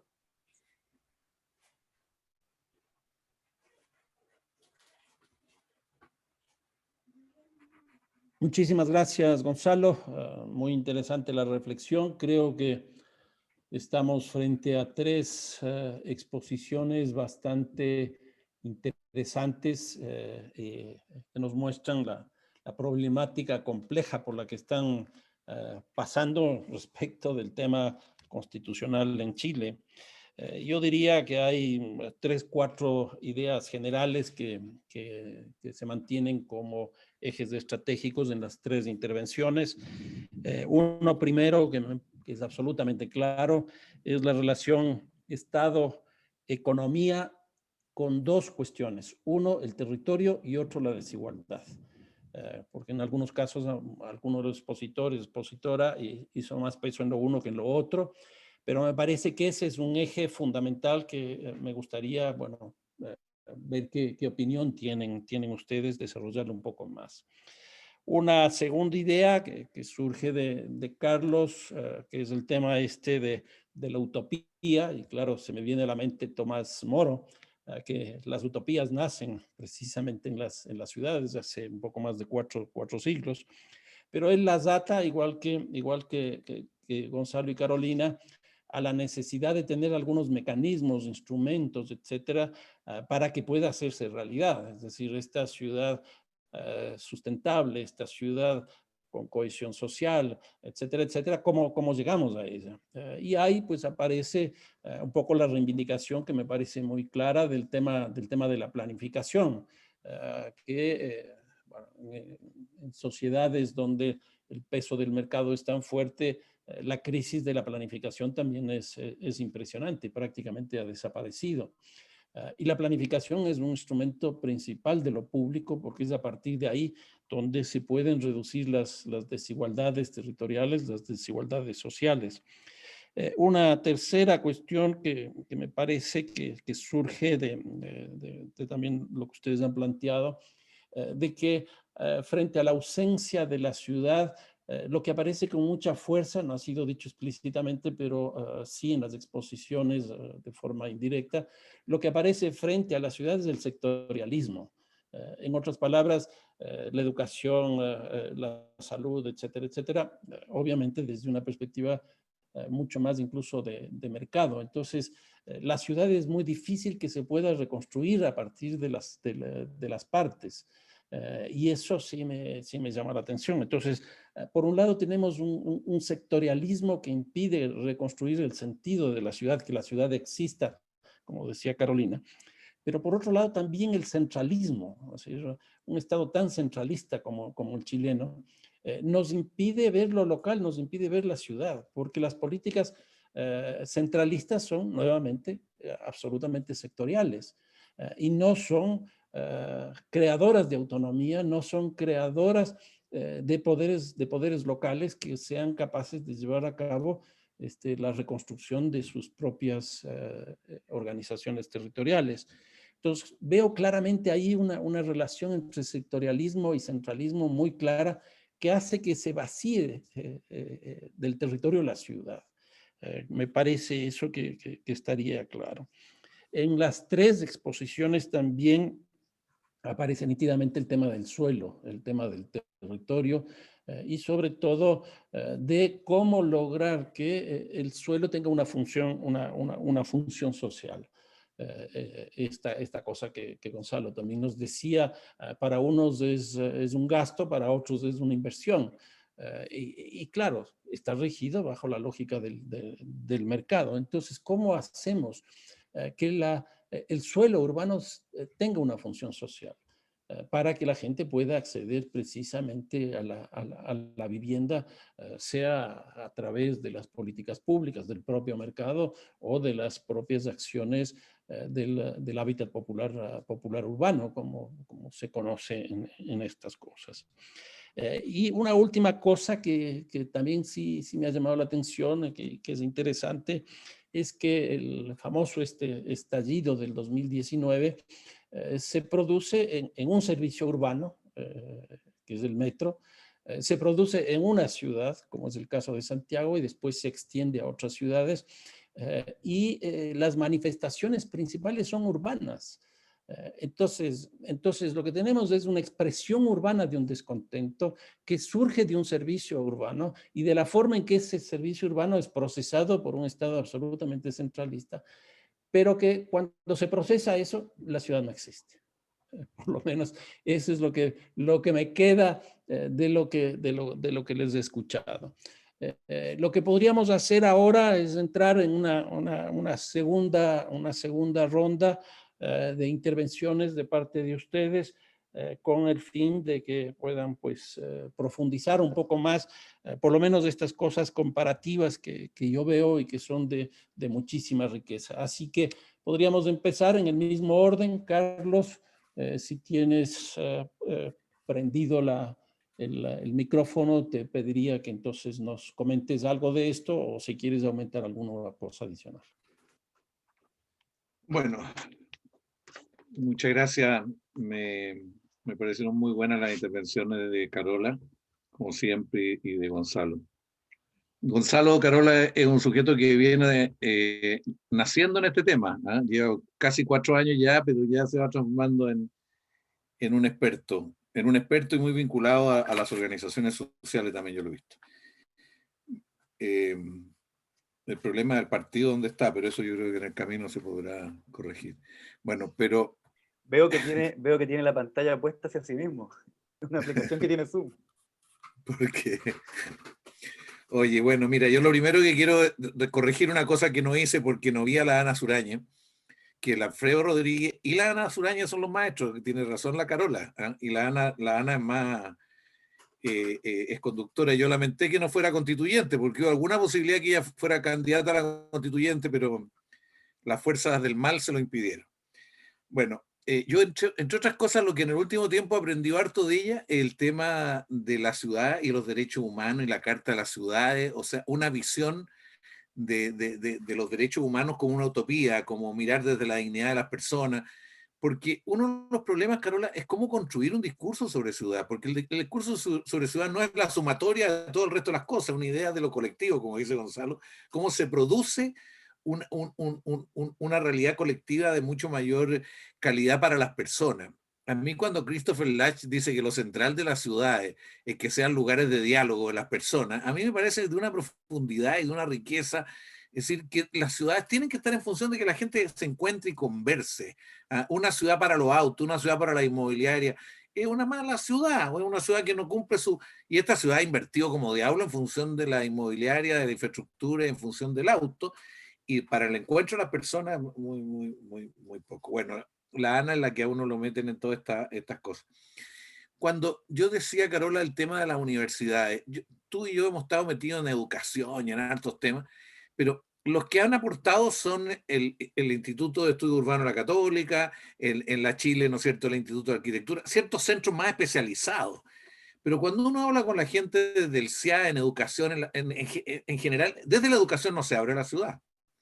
¿eh? No se habla nada. A pesar de que el tema de la educación nosotros sabemos que esencialmente, sobre todo la preescolar, parvularia y escolar, esencialmente del territorio. Y desde la escuela, de la discusión sobre la educación, eso no está, incluso cuando se planificaba el crecimiento de la oferta, en fin. Entonces yo por eso mencionaba que las universidades, si bien tienen un aporte en centro especializado, el aporte sobre ciudad más general, eso no se ve mucho. A mí me importaría destacar bastante qué cosas hemos hecho para tratar de modificar esto. En el ámbito académico y cultural, yo no sé, trajimos a la gente del Lincoln, a Renarda, de Francia, a los ingleses, de distintos lados, hicimos seminario, 400, 500 personas, todo en el Palacio de Aristía, tú te podrás acordar. O sea, todo tipo. Y la verdad que era de una asistencia y venía la gente de todos los departamentos de obras municipales, por distintos lados, pero pasaba el seminario como que eso pasaba por fuera de la vida, porque hoy día la reflexión, la experiencia fundamental de construcción de ciudades está en los municipios, están los directores de obras y los de desarrollo urbano, tiene una experiencia pero de una riqueza, pero algo ocurre que el municipio no es en general un espacio de mucha reflexión y discusión, pero algo ocurre que no se ha generado un pensamiento más general. Yo por eso creo que la dimensión cultural del pensamiento y todo esto es una dimensión importante, sobre todo para procesar. Nosotros incorporamos la ley municipal, tú también trabajaste en eso, la idea de la Audit Commission inglesa, o sea, esto de tener evaluaciones periódicas sobre cuestiones cualitativas, pero eso no se hace en los municipios chilenos y es probablemente de las cosas, no solo en este campo, sino que en muchas políticas sociales donde hay mucha experiencia y riqueza. Y yo no sé, o sea, en los dirigentes sociales lo que yo más en el último tiempo he visto avanzar es la idea de que el problema de la vivienda está ligado al suelo. O sea, no hay comité de vivienda que no te dice eso. ¿eh? Y de distintos lados fue saliendo esto, o sea, y hay que intervenir en el mercado del suelo porque el mercado del suelo como está lo único que hace es favorecer al dueño del suelo y no a la ciudad, ni al allegado, ni a nada. Y esto yo creo que es un tema que ha ido creciendo y ya se ha hablado del banco de suelo, se habla de distintas formas de intervención. Yo personalmente creo que el tema tributario es fundamental acá, fundamental, y no lo hemos trabajado. En fin, yo creo que hay un tema cómo avanzar en los partidos. Carola, ¿cuántas veces, y Gonzalo, en los partidos uno trata de poner estos temas, pero en los partidos son parientes pobres, o sea, como temas lateral. Entonces los partidos no logran, es mucho por lo que señalaba también Carola, esta cultura centralista, esta mirar todo desde el conjunto y no mirar la diversidad, porque uno mira la diversidad de ciudades y lo inspira a buscar otros caminos. Me gustó mucho lo que dijo, la referencia que hizo Gonzalo a la Cámara Chilena de la Construcción, porque la verdad que en todo lo que ocurre en Chile hay una fuerza cultural, política, institucional y gremial que es la Cámara Chilena de la Construcción, que ellos incluso hablan en algunos lados que ellos legislan, lo que es verdad, porque ellos tienen un condicionamiento de los gobiernos muy fuerte, influyen mucho con su estudio, un centro de estudio y todo lo demás. Y la verdad que han habido periodos más preocupados de la ciudad en su conjunto y del desarrollo social, del bien común, y otros menos. Yo creo que hasta una ministra del primer gobierno de Piñera dice que la sacaron porque no se entendió bien con ellos. O sea, tienen fuerza hasta ese nivel. Y por el lado de acá, no se ve organizaciones, instituciones con la suficiente potencia y fuerza para la disputa. Por eso que ahora a mí me gusta la idea de la constituyente, porque eso genera un centro de debate de muchos temas. Entre otros, deberíamos hacer esfuerzo grande para que el tema ciudad estuviera, adquiriera y fuera ahí, fuera parte. Y creo que los allegados van a estar muy dispuestos, los directores de obras, pero y los encargados de desarrollo urbano y los centros de estudio, entre todos, hacer una tremenda fuerza. Y termino diciendo de que nuestro conocimiento, Fernando, de la experiencia que tú mencionaste, tú pasaste un recorrido por por Venezuela, hiciste referencia a que Venezuela suele hablar del socialismo del siglo XXI y eso significaba el centralismo democrático, que todo lo hacía arriba y no sé. Pero la verdad que yo al menos no tengo ningún conocimiento de los esfuerzos en Venezuela. En Colombia los he conocido algo, y en barrios, en sectores, por municipio, por gente, pero nos falta mucha referencia. A lo mejor ustedes nos pueden orientar a leer, a buscar cómo se fue generando una fuerza transformadora en función de la ciudad, porque tenemos un problema, cómo generar una fuerza cultural, social, que logre hacer cuajar todo esto. Y finalmente quiero decir de que el alcalde que a mi juicio más hizo por la vivienda popular en barrios grandes, ricos, fue el actual intendente, que como es medio, no se nota mucho. Pero si uno va a ver las poblaciones populares de Barnechea, a la orilla del río, al otro lado, la verdad que Lavín no existe. Bueno, Lavín está tratando de imitar a este caballero, consiguió plata con la autopista, con la costanera norte. Y la verdad que da gusto ver esos conjuntos, la calidad de las viviendas, la calidad del urbanismo y todo lo demás.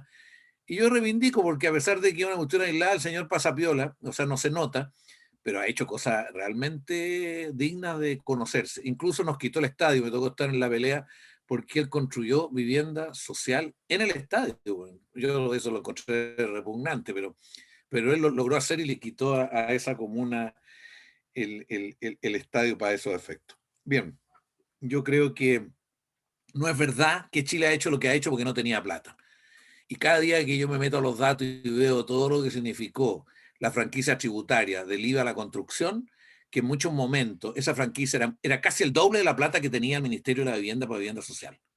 El doble y el triple. O sea, gran parte de los barrios de Santiago se hicieron con un subsidio público a través de una franquicia tributaria tremenda. Hoy día todos los departamentos de 20 metros que se están construyendo, que tienen parte, como dice Gonzalo, de arriendo, está lleno de subsidio eso. Y está lleno de subsidios en el IVA a la construcción, en el DFL2 y todo. O sea, el Estado tiene una directa responsabilidad. O sea, aquí el hecho de que no esté coordinada la política, no esté ensamblada la política tributaria con la política de construcción de ciudad, en el caso nuestro, ha sido muy en contra de la... O sea, yo hablo con la gente bajo de Mena. La gente bajo de Mena, si supiera que cuando se construyeron sus viviendas, se estaba subsidiando todos los barrios de casas de mayores ingresos en distintas zonas de Santiago, de regiones, y con subsidio público. O sea, la bronca que daría sería mucho, mucho mayor todavía, porque la verdad que eso no era fatal. Podrían haber sido viviendas de más de 34 o 40 o 45 o 50 metros. Podrían estar en el estándar que hoy día se está construyendo. Bueno, tengo muchas ganas de aprender y saber más de otras experiencias, y ojalá que uno pudiera leer más para tener mejor idea cómo se genera una fuerza transformadora por una ciudad distinta. Carlos, para que tengas conocimiento, igual todas las personas que se encuentran siguiéndonos, justamente con la terminación de esta sesión, haremos un boletín con todas las intervenciones realizadas en las cuatro sesiones, de tal manera de que las personas que no pudieron asistir a las otras lo puedan tener y, bueno, el momento que tengan el espacio suficiente, pues podrán revisarlas nuevamente. Y ahí está, por ejemplo, la experiencia de Venezuela, la experiencia de Colombia, etcétera, de estos 7 países que decía hace un rato. Tienes la palabra, Carolina, por favor. Ya, bueno, algunos temas que me gustaría comentar. Una es escarbar un poco en esto de cómo funciona el centralismo, ¿no? El centralismo tiene varias dimensiones y tiene varias consecuencias. Una de las consecuencias que tiene es esta manera de mirar, que yo decía, ¿no? Si las políticas se hacen desde el gobierno nacional, se hacen por pedazos y no se ve el territorio, no se ve la ciudad, no se ve cómo estas cosas se integran y funcionan. Hay una segunda dimensión que creo que es muy importante, que tiene que ver con el poder. ¿Dónde está el poder y quién decide? Cuando no hay poder en el nivel subnacional, esta forma de mirar, digamos, no tiene ningún contrapeso. Yo creo que aquí nadie se imagina el día de mañana tener un país en que el gobierno nacional deje de ser importante o deje de haber políticas sectoriales. Todo nuestro mundo y la tradición de izquierda está muy ligada a luchas por peleas de políticas sectoriales, ¿no? que se dan ahí, que la educación, que la salud, que incluso la vivienda, vista como una política sectorial. Pero cuando esto no tiene un contrapeso, ¿no? Una fuerza al otro lado que dice ya, ok, vamos a hacer esta política, pero esta política se va a hacer aquí. Y aquí estamos haciendo también esta otra cosa. Entonces vamos a ver cómo las compatibilizamos o cómo las complementamos para potenciarlas, o cómo vamos a tomar en cuenta esta comunidad local, este barrio que tiene unas particularidades, o estos vecinos, estas vecinas que viven acá que tienen estos temas, o esta comunidad que tiene esta diversidad, esta sensibilidad, esta identidad. Toda esa dimensión de contrapeso que le hace también a la política del Estado, que la contextualiza, que la integra, que le pone la voz de las personas, en Chile no la hemos tenido. Tercera dimensión es la formación de las élites. Aquí tenemos una formación de las élites que son muy estrechas, que son muy excluyentes, porque se forman exclusivamente, las élites políticas estamos hablando, en los poderes nacionales. El flujo que hay en Chile, municipios, nivel subnacional, nivel nacional, es bajo. En los últimos años se ha instalado una cosa distinta, quizá 3, 4 años, pero tradicionalmente el mundo municipal es visto como una subcategoría del mundo político. Cuando se discuten en los partidos, se discuten en el Parlamento, decisiones que tienen que ver con los municipios, las voces de los municipios no son escuchadas. Las voces de los consejeros regionales no son escuchadas, y ni hablar la de los concejales. No son considerados interlocutores que tienen algo que decir, que tienen un conocimiento, que tienen una experiencia. Y yo creo que eso ha afectado mucho nuestro tejido político. Lo ha desvinculado, lo ha hecho muy elitista, lo ha hecho muy estrecho, y hay un impacto ahí también muy importante. Y pienso que para cambiarlo, para revertir esta situación, la dimensión que menciona Carlos, esto de el sueño, de la utopía, lo veo como algo muy importante, pero lo aterrizaría en el tema del proyecto político. O sea, los proyectos políticos necesitan hacer referencia a cómo se imagina la ciudad, si ahí es donde viven las personas. Es muy extraño que estemos hablando de la sociedad que queremos, pero que no hablemos de la ciudad que queremos. ¿Cómo la imaginamos? ¿Por qué?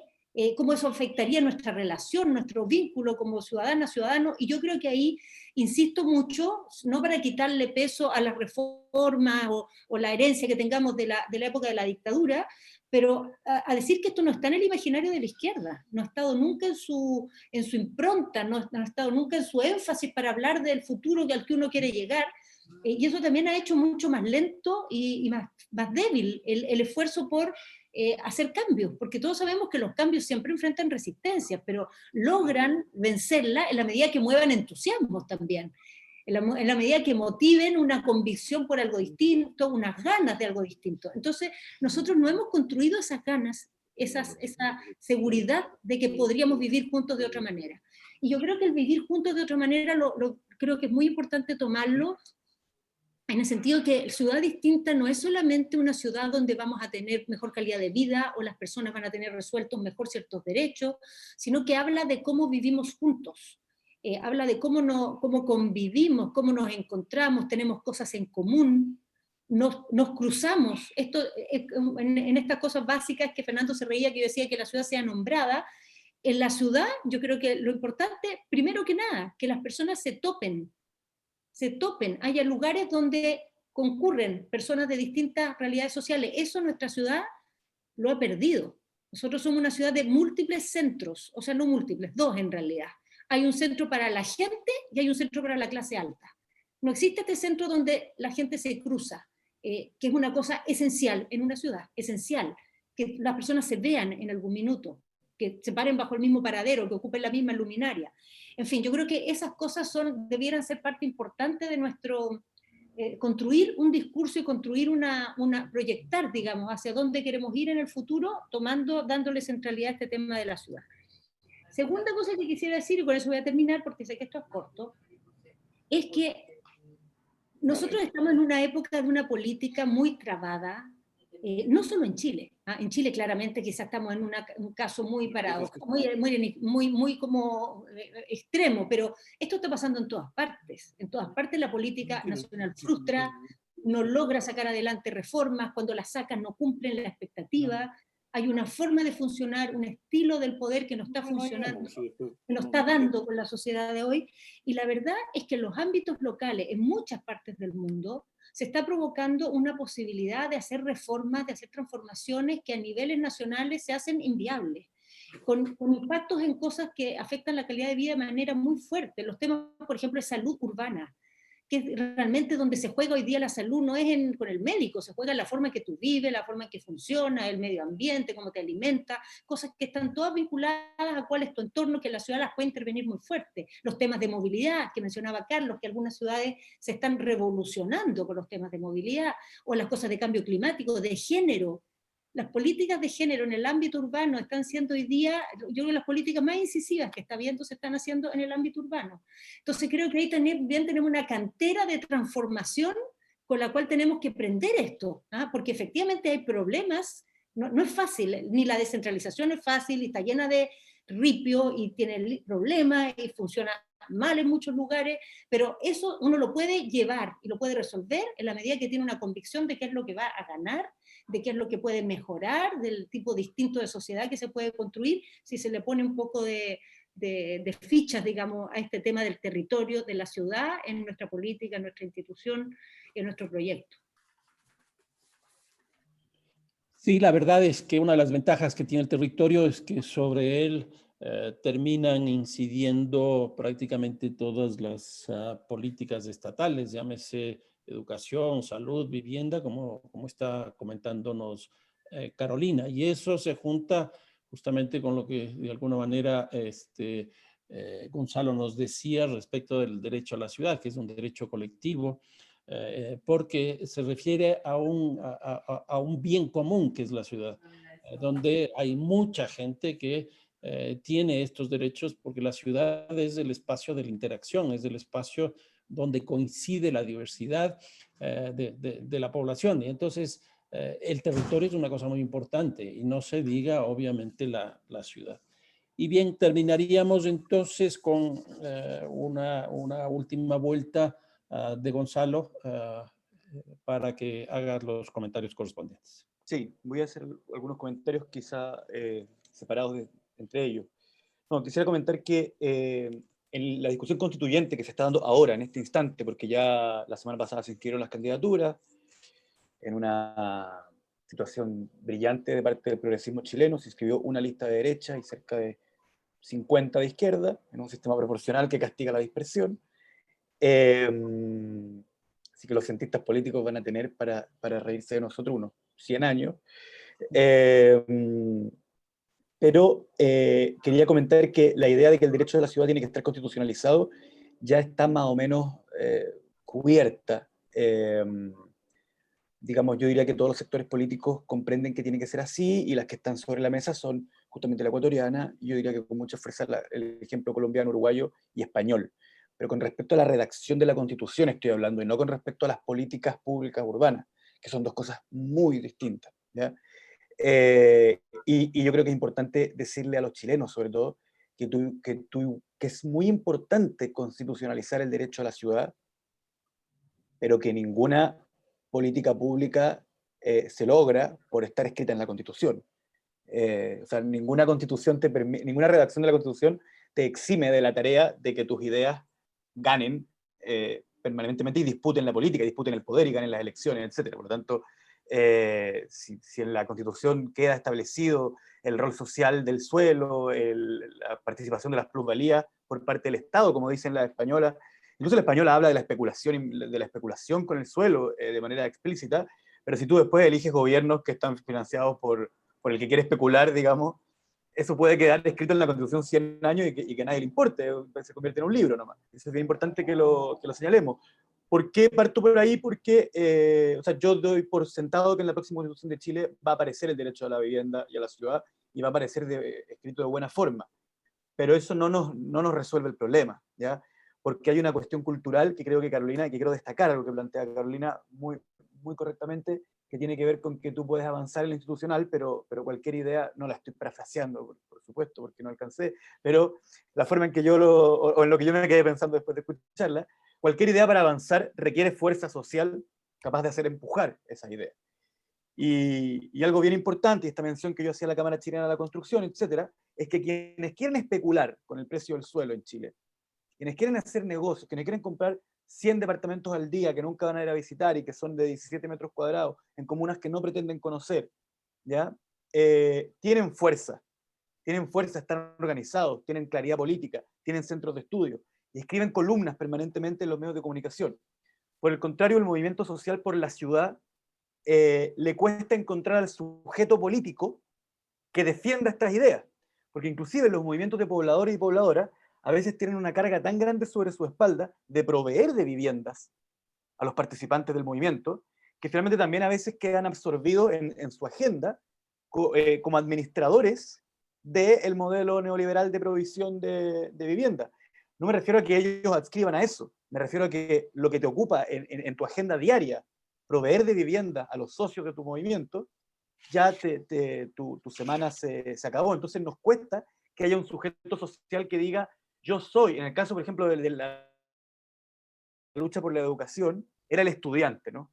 El estudiante el que salía a la calle y decía, yo soy el sujeto del cual estamos hablando. En el caso de la ciudad es muy difícil que ese sujeto se organice políticamente, y por poner una frase que decimos nosotros, decimos en materia de ciudad y vivienda, la derecha escribe columnas de opinión y la izquierda escribe papers.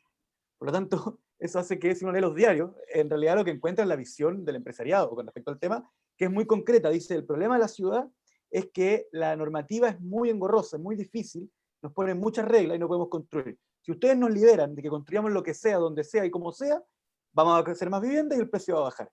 Hay una serie de razones de por qué eso es mentira, pero si uno lee los diarios en Chile, esa es la posición que se encuentra. Algo bien importante que hay que señalar y que salió en las dos anteriores exposiciones y que quiero destacarlo también, es el tema de la segregación. A mí se me fue el rol de la segregación urbana desde el punto de vista sociológico y desde el punto de vista del desgarro político, social que hay en Chile.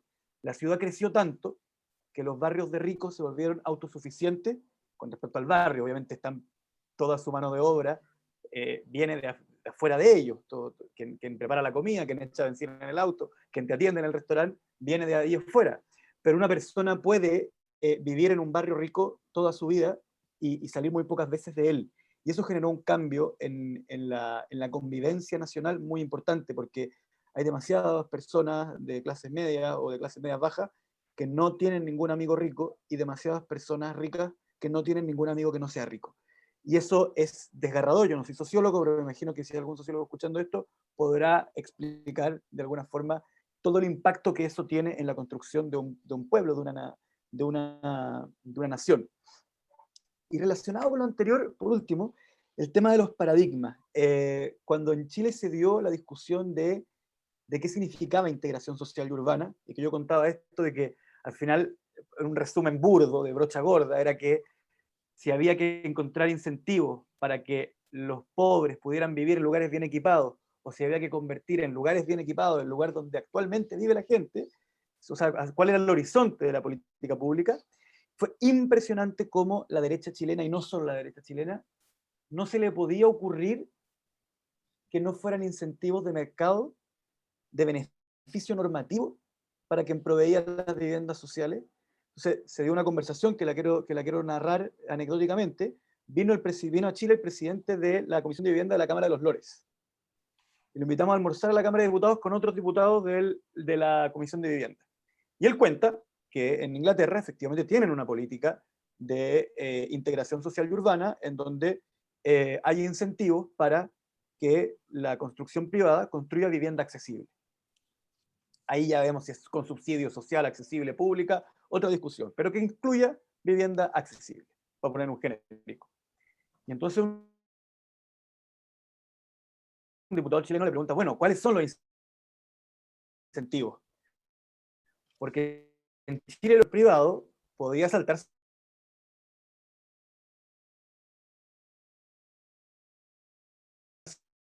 las reglas. Yo lo definí como zanahoria para el empresario.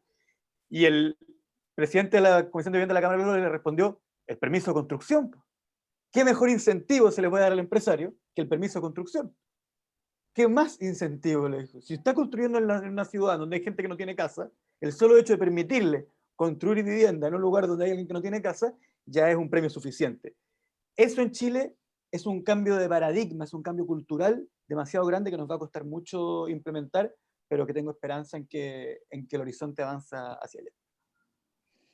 Bien, muchísimas gracias, Gonzalo. Con esto estamos cerrando ya esta cuarta sesión y estamos cerrando también el primer taller de una secuencia que vamos a tener durante todo este año para debatir distintos temas y aportar al orden constitucional tanto chileno como de nuestros países.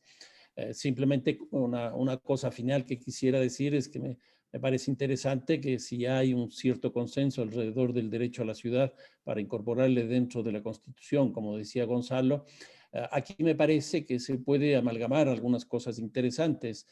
Por ejemplo, cuando uno habla del derecho a la ciudad, uno tendría que plantearse a qué ciudad.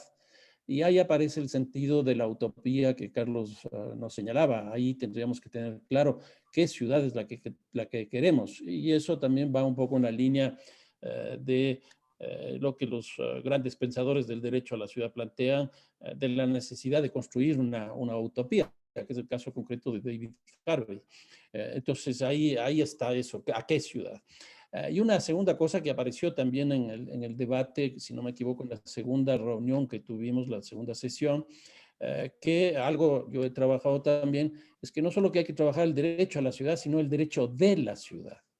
¿Y por qué el derecho de la ciudad? Porque aquí hay un avance constitucional interesante en la Constitución del Ecuador, porque la Constitución del Ecuador establece derechos, que la naturaleza es sujeto de derechos. Y yo creo que en este caso la ciudad también debería ser sujeto de derechos para que se vincule lo que Carolina nos planteaba en términos de la descentralización, ¿no? Es decir, una ciudad sin recursos, una ciudad sin competencias, una ciudad sin autonomía, etcétera, etcétera, es muy difícil que pueda convertirse en un derecho a la ciudad. Entonces, yo creo que aquí hay tres cuestiones que se articulan. Uno es qué ciudad queremos, que es el sentido de la utopía que Carlos planteaba. Una segunda cosa es el derecho de la ciudad, que habría que definirles también, y creo que está enmarcado principalmente en el tema de la descentralización. Y el tercero es el derecho a la ciudad, que es la posibilidad de acceso que la población puede tener a los beneficios, a la riqueza, etcétera, de forma democrática que se produce en la ciudad, pero también al gobierno de esa ciudad. Con esto simplemente que quiero cerrar esta cuarta sesión de este primer taller, agradecerles obviamente Carolina, Carlos y también Gonzalo por la oportunidad que hemos tenido de escucharles y ver lo complicado que está el proceso chileno con este último dato que nos das de que la derecha ya está operando de forma integral y absolutamente funcional en el proceso y la izquierda, pues desgraciadamente muy fragmentada. Entonces, agradecerles obviamente a ustedes, a las personas que han estado en sala, que logramos superar las 90 personas. Esto se está transmitiendo de manera simultánea en Facebook, que se encarga la UNAM en México. El caso de YouTube, que se encarga la Universidad Nacional en Córdoba, en la Argentina. Y tenemos también la participación de la Universidad Federal de Río de Janeiro en Brasil, además de Sur en Chile, Ciudad Común en Chile, de la revista Crítica Urbana y el CIDOF en España. En otras palabras, es un conjunto interinstitucional que estamos empujando este debate que creo que nos va a servir pues a todos, a Chile en este proceso inmediato en el que están viviendo, pero también a posicionar el tema de la ciudad en el orden jerárquico superior de las leyes en nuestros países. Así que muchísimas gracias a todos ustedes y le paso a Pedro Abramo para que haga la clausura de esta primera sesión y este primer taller. Así que Pedro, tienes la palabra. Gracias, Fernando, y gracias, Carolina, Carlos y Gonzalo, por esta espectacular sesión que cierra en la primera ronda de este conjunto de, digamos, de talleres sobre la constituyente y la ciudad. Vamos a dar inicio en febrero a la segunda ronda. La segunda ronda tiene como tema central cómo la ciudad entra en los textos constituyentes y los textos legales. O sea, cómo se materializa, desde el punto de vista de la institucionalidad jurídica, el tema de la ciudad en los textos constitucionales y legales.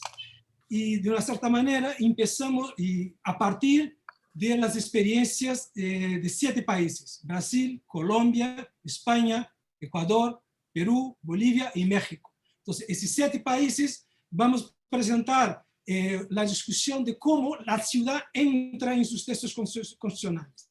Pero no solamente cómo la ciudad entra en sus textos constitucionales, pero también cómo ha habido derrotas. Y es muy importante aprender con las derrotas, sobre todo para el caso chileno. O sea, muchas dimensiones de la ciudad no entrar en los textos constitucionales, aunque ha habido debates en las asambleas constituyentes. Entonces, esta experiencia latinoamericana vamos a presentar en el día 18, 19, 25 y 26 de febrero. Son 4 sesiones más.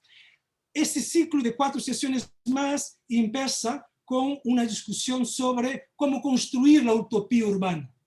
O sea, cómo en esos países latinoamericanos, en los procesos constituyentes, sí ha habido un movimiento para constituir, digamos, una idea colectiva de ciudad y, por tanto, introducir el tema de la ciudad en las constituyentes. Por tanto, recuperamos el movimiento de las reformas urbanas en Brasil y en Colombia, que es la primera sesión del día 18 de febrero. El día 18 de febrero empezamos con la discusión de las reformas urbanas que prepararon y después que dieron substancia a procesos constituyentes en Brasil y en Colombia. Bueno, invito a todas y a todos para seguirnos con ese ciclo. Yo creo que es muy importante para América Latina la experiencia que está en curso en Chile y los procesos que están en curso también en otros países latinoamericanos que reivindican procesos constituyentes. Bueno, doy las gracias a todos y bueno, encerro el día de hoy con pena porque sería muy bueno continuar la discusión, pero bueno, continuamos el 18, 19, 25 y 26 de febrero. Gracias. Muchas gracias, abrazos. Muchas gracias. Muchas gracias. Muy bueno a todos. Muchas gracias por la invitación. Vamos a pasar todo febrero oyendo todo este debate.